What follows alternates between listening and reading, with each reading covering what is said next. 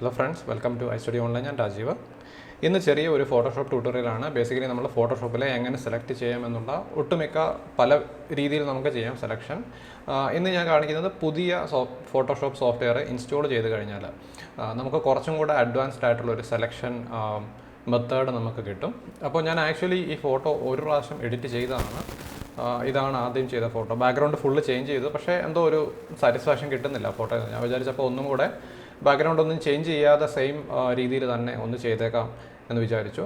അപ്പോൾ നമുക്ക് പുതിയ സെലക്ഷൻ എങ്ങനെ ചെയ്യാമെന്ന് നമുക്ക് നോക്കാം. അപ്പോൾ എനിക്ക് ചെയ്യേണ്ടത് ബാക്ക്ഗ്രൗണ്ട് നമ്മുടെ സബ്ജക്റ്റിൽ നിന്ന് സെപ്പറേറ്റ് ചെയ്യുക എന്നുള്ളതാണ്. അപ്പോൾ അതിനെന്തായാലും ഫസ്റ്റ് ചെയ്യേണ്ട സെലക്ഷനാണ് എങ്ങനെ നമുക്ക് ബാക്ക്ഗ്രൗണ്ട് ബ്ലർ വരുത്താം എന്നൊക്കെയുള്ള ട്യൂട്ടോറിയൽ ഓൾറെഡി ഉണ്ട്. നിങ്ങൾക്കത് കണ്ടാൽ അതെങ്ങനെ ചെയ്യാമെന്ന് മനസ്സിലാക്കാൻ സാധിക്കും.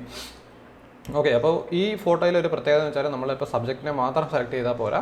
അപ്പോൾ ഞാനിപ്പോൾ സബ്ജക്റ്റിനെ മാത്രം സെലക്ട് ചെയ്ത് ബാക്ക്ഗ്രൗണ്ട് ബ്ലർ ചെയ്യുകയാണെങ്കിൽ ഈ ഒരു ട്രീയും ബ്ലറായി പോകും. അതപ്പോൾ ഒരു നാച്ചുറലായിട്ട് നമുക്ക് തോന്നത്തില്ല. മീൻസ് സെയിം സബ്ജക്റ്റിൻ്റെ ലൈനിൽ തന്നെയാണ് ഈ ട്രീ ഇരിക്കുന്നത്. ഓക്കെ, അപ്പോൾ നമ്മൾ സെലക്ട് ചെയ്യുമ്പോൾ ഏകദേശം ഈ ഒരു ഫുൾ ഏരിയ നമുക്ക് സെലക്ട് ചെയ്യണം, നമ്മുടെ ട്രീയും കൂടെ ഇൻക്ലൂഡ് ചെയ്തുകൊണ്ട്. പുറകിലുള്ള ട്രീ ഇൻക്ലൂഡർ അല്ലെങ്കിൽ അത്ര പ്രശ്നമില്ല. നിങ്ങൾക്ക് പഴയ രീതിയിലുള്ള സെലക്ഷൻ ടെക്നിക്ക് നിങ്ങൾക്ക് പഴയ ഫോട്ടോഷോപ്പിൽ യൂസ് ചെയ്യാം. ഇപ്പോൾ നിങ്ങൾക്ക് ഞാനിപ്പോൾ യൂസ് ചെയ്യുന്നത് ഫോട്ടോഷോപ്പ് CC 2018 ആണ്. എനിക്ക് തോന്നുന്നു 2015 ഒക്കെ മുതലുള്ള സോഫ്റ്റ്വെയറിൽ ഈ പുതിയ മെത്തേഡ് ഉണ്ടെന്നാണ് എൻ്റെ വിശ്വാസം. അപ്പോൾ ഇതെങ്ങനെ ചെയ്യാമെന്ന് നമുക്ക് നോക്കാം.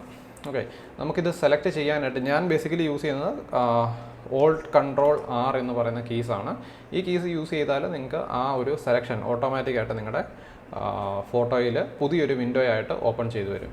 പിന്നെ നമുക്ക് നമ്മുടെ സെലക്ട് എന്ന് പറയുന്ന ഓപ്ഷനിൽ പോയാൽ സെലക്ട് ആൻഡ് മാസ്ക് എന്ന് പറയുന്ന ഒരു ഓപ്ഷൻ ഉണ്ട്. അവിടെയും നമുക്ക് ചെയ്യാം. സെലക്ട് ആൻഡ് മാസ്ക് കൊടുത്താൽ സെയിം വിൻഡോ വരും. അപ്പോൾ ഞാൻ നോർമലി ചെയ്യുന്നത് Ctrl+Alt+R ആണ്.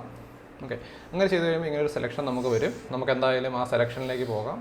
ചെറിയൊരു ഡിസ്റ്റർബൻസ് ആയിട്ട് ഇവിടെ ഇരിക്കുന്നുണ്ട് നമ്മുടെ കളർ നിക്സ് സോഫ്റ്റ്വെയറിൻ്റെ സംഭവം. ഞാൻ നോർമലി ചെയ്യുന്നത് എഡ്ജ് ഡിറ്റക്ഷൻ എന്ന് പറയുന്ന ഈ സംഭവത്തിൻ്റെ സ്മാർട്ട് റേഡിയസ് ടിക്ക് ചെയ്തിട്ട് റേഡിയസ് ഒരു 1 പിക്സൽ കൊടുക്കുകയാണ് നോർമലി ചെയ്യുന്നത്.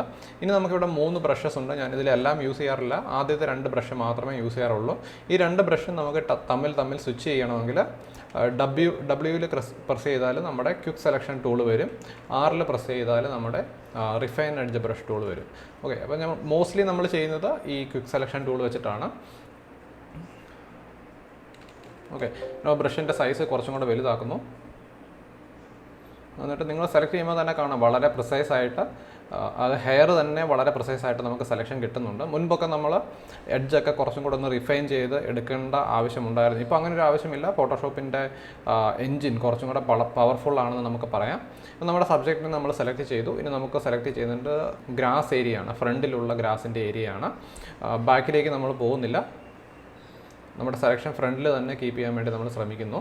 പിന്നെ എനിക്ക് തോന്നുന്നു ഈ പുതിയ മെത്തേഡ് സെലക്ഷൻ അത്യാവശ്യം നല്ലൊരു റാം ഉണ്ടെങ്കിൽ നമുക്ക് ഫാസ്റ്റായിട്ട് ചെയ്യാൻ സാധിക്കത്തുള്ളൂ. ഞാനിപ്പോൾ 8 GB റാമോ i3 സിസ്റ്റം ആണെങ്കിൽ നമുക്ക് ചെറിയൊരു സ്ലോ ഈ സിസ്റ്റത്തിൽ വരുന്നുണ്ട്. എല്ലാ സിസ്റ്റത്തിലും അങ്ങനെയാണോ എന്ന് എനിക്കറിയില്ല. ആ സെലക്ഷൻ ചിലപ്പോൾ ഇത് സെലക്ഷൻ മീൻസ് ആക്യുറേറ്റ് ആയിട്ട് ആ ഒരു സെലക്ഷൻ വരുത്താൻ വേണ്ടി സിസ്റ്റം എടുക്കുന്ന ഒരു ടൈം ആയിരിക്കാം. അത് എങ്ങനെയാണ് സെലക്ട് ചെയ്യേണ്ടത് സിസ്റ്റം തീരുമാനിച്ച് എടുക്കുന്ന ഒരു ടൈം ആയിരിക്കും. സിസ്റ്റം എന്ന് ഞാൻ ഉദ്ദേശിക്കുന്നത് ഫോട്ടോഷോപ്പിൻ്റെ എൻജിനെയാണ് ഞാൻ ആ സിസ്റ്റം എന്ന് പറയുന്നത്. ഓക്കെ, നമുക്കപ്പോൾ ഈ ഒരു ട്രീയും സെലക്ട് ചെയ്യാം. ഇത് എഡ്ജസ് ഒക്കെ കറക്റ്റായിട്ട് സെലക്ട് ചെയ്ത് പോകുന്നത് നമുക്ക് കാണാൻ സാധിക്കും. നമ്മൾ പ്രത്യേകിച്ചൊന്നും ചെയ്യുന്നില്ല, ബ്രഷ് അതിൻ്റെ മുകളിലൂടെ ഓടിച്ച് വിടുന്നുള്ളൂ. പിന്നെ നമുക്കിവിടെ വേണ്ടാത്ത ഒരു സെലക്ഷൻ ഇവിടെ വന്നിട്ടുണ്ട്. അത് നമുക്ക് പിന്നീട് അഡ്ജസ്റ്റ് ചെയ്യാം. ഞാൻ എന്തായാലും ഈ ട്രീയുടെ ലീവ്സും എല്ലാം സെലക്ട് ചെയ്യുന്നു. അതുപോലെ നമ്മൾ ഫോട്ടോഷോപ്പിലെ സെലക്ഷൻ എത്ര പവർഫുൾ ആണെന്ന് പറഞ്ഞാലും ഇതുപോലുള്ള സിറ്റുവേഷൻസ്, മുടി അല്ലെങ്കിൽ ഇതുപോലെയുള്ള മരത്തിൻ്റെ ബ്രാഞ്ചസ് ഒക്കെ വരുമ്പോൾ ചിലപ്പോൾ ഫോട്ടോഷോപ്പ് അത്രയും അക്യുറേറ്റ് ആയിട്ട് ചെയ്യാൻ സാധിക്കത്തില്ല. അപ്പോൾ നമുക്ക് എന്തായാലും ഫുള്ളായിട്ടുള്ളൊരു സെലക്ഷൻ വരുത്താൻ സാധിക്കുന്നില്ല. പക്ഷേ മാക്സിമം നമുക്ക് എത്രമാത്രം വരുത്താൻ സാധിക്കും എന്ന് നമുക്കൊന്ന് നോക്കാം. ഓക്കെ, അപ്പോൾ നമ്മുടെ ഇത്രയും ഫുൾ ഏരിയ എക്സ്പോസ്ഡ് ആയി. ഞാനപ്പോൾ ഒന്ന് ബാക്ക് അടിക്കുന്നു. Ctrl+Alt+Z അടിച്ചാൽ നമുക്ക് ഒന്നിൽ കൂടുതൽ പ്രാവശ്യം ഫോട്ടോഷോപ്പിൽ ബാക്ക് യൂസ് ചെയ്യാം. നമ്മൾ നോർമലി വേറെ സോഫ്റ്റ്വെയറിലൊക്കെ ചെയ്യുന്ന പോലെ Ctrl+Z ഒന്നിൽ കൂടുതൽ തവണ അടിച്ചാൽ ഫോട്ടോഷോപ്പിൽ ബാക്ക് പോകത്തില്ല.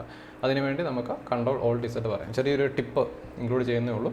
ഇനി നമുക്കിവിടെ വേറൊരു സെലക്ഷൻ വന്നിട്ടുണ്ട്, നമുക്ക് ആവശ്യമില്ലാത്തൊരു സെലക്ഷൻ. അത് നമുക്ക് Alt കീയിൽ പ്രസ് ചെയ്തുകൊണ്ട് അവിടെ ബ്രഷ് ചെയ്ത് കഴിഞ്ഞാൽ ഡീസെലക്ട് ആയിക്കോളും. എന്തായാലും ഈ ബ്രാഞ്ചസും നമുക്ക് ചെറുതായിട്ട് വേണം, ലീഫിൻ്റെ പോർഷൻസൊക്കെ നമുക്ക് വേണം. ഓക്കെ, നമുക്ക് നമ്മുടെ സബ്ജക്റ്റിനെക്കാട്ടും സെലക്ട് ചെയ്യാൻ ഡിഫിക്കൽട്ട് നമ്മുടെ ഈ പോർഷനാണ്. ഇനി ഞാൻ ചെയ്യുന്നത് നമ്മുടെ റിഫൈൻ എഡ്ജ് ബ്രഷ് ടൂൾ എടുക്കുന്നു. നോർമലി നമ്മൾ റിഫൈൻ എഡ്ജ് മുടിയുടെ അറ്റം മുതലായ കാര്യങ്ങളൊക്കെ റിഫൈൻ ചെയ്യാൻ വേണ്ടിയാണ് നമ്മൾ സെലക്ഷൻ ഒന്ന് ക്ലിയർ ആക്കാൻ വേണ്ടിയാണ് നമ്മൾ റിഫൈൻ എഡ്ജ് യൂസ് ചെയ്യുന്നത്. ഓക്കെ, അപ്പം മുടി ക്ലിയർ ചെയ്തു.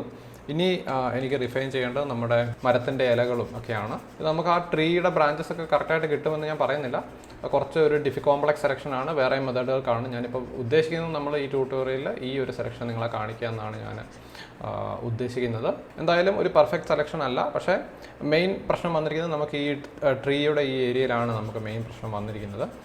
അതായത് എന്താ പറയുന്നത്, തെങ്ങിൻ്റെ ഈ ഇലകൾ അവിടെയാണ് നമുക്ക് മെയിനായിട്ട് സെലക്ഷനിൽ ഒരു ഡിഫിക്കൽട്ടി വന്നിരിക്കുന്നത്. മെയിൻ പ്രശ്നം എന്താണെന്ന് ചോദിച്ചാൽ ഇതിൻ്റെ ബാക്ക്ഗ്രൗണ്ടിൽ നമുക്ക് ഗ്രീൻ കളറാണ്.